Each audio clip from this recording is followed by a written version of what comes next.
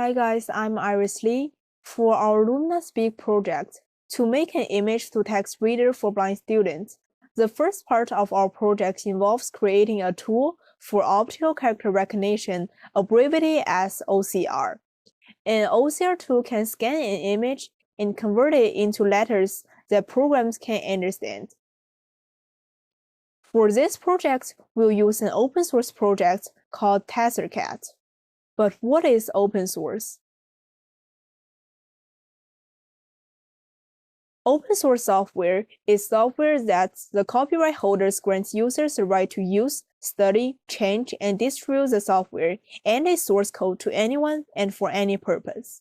In theory, anyone can run the software freely and modify it for one's own use. The opposite of open source is proprietary software. Proprietary software is owned by a company or individual that limits its use, distribution, and modification by way of a proprietary license. Open source and proprietary software both have their own advantages and disadvantages, and the decision often based on the specific use case. Open source software is often most cost-effective and highly customizable because users can freely change or access the source code. Yet, open source is generally more vulnerable to security threats because cybercriminals can easily view the source code and identify its vulnerabilities.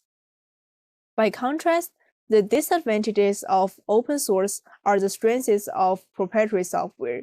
Since the source code is not available for users, proprietary software can often come with more technical support and levels of security. But they are usually more costly and locked in due to contracts. The open source movement didn't begin until the late 80s. This movement was a branch of the free software movement launched by Richard Stallman. Stallman viewed four fundamental freedoms for free software: the freedom to run the program for any purpose, the freedom to study and modify the program, the freedom to redistribute the program to other people, and the freedom to distribute one's modified version of the program. Open source has a major impact on various industries since it makes software more accessible, flexible, secure, and innovative. Take the education and healthcare industries as two examples.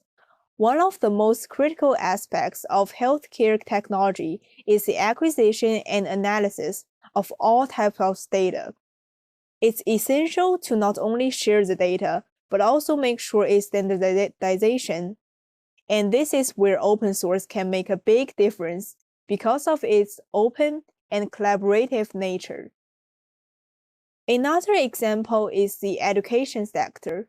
Through more open source codes, they provide programmers and programming learners with a more convenient environment to study the codes themselves.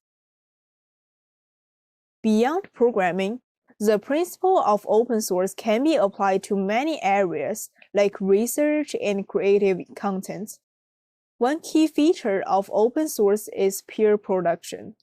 As we have seen the significance of peers and communities in examples like peer review and research collection sites, the spirit of openness and collaboration can be extended to many aspects of our world.